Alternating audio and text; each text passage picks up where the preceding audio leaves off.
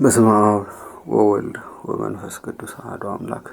ተአምረ ኢየሱስ 141ኛ ተአምር። አንደኛ ክፍል። ስለ ገብረ መንፈስ ቅዱስ ይቅርታው ቸርነቱ ለዘላለሙ በእውነት ለሁላችን ይደረግልን። ጌታችን አምላካችን መድኃኒታችን ኢየሱስ ክርስቶስ ያደረገው ተአምር ይህ ነው።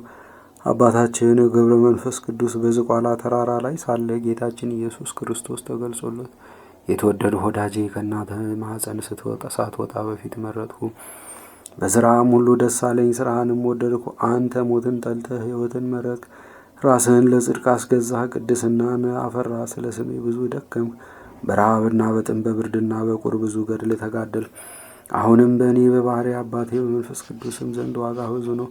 አንደበትህን በመግታት አርምሞን ትዕግስትን ገንዘብ አድርገሃልና አፍህም ክፉ ነገር ከንፈሮችም ሐሰትን አልተናገሩም። ጸሎትንና ዝማሬን ምስጋናንና የቅድስናን አገልግሎት አዘወተርክ። ስለዚህም ጽድቅ ሆኖ ተቆጠርልህ። ጽና፣ በርታ፣ ተጋድሎህን ፈጽም። እኔ ለዘላለሙ ከአንተ ጋር ነኝና። ይህንንም ተናግሮ አፉን ሳመው፣ ኃይልንም አሳደረበት፣ ወደ ብሩህ ዓለም አወጣው። ሄዶም የሚባለው ወደ ታላቁ ገነትም አደረሰው።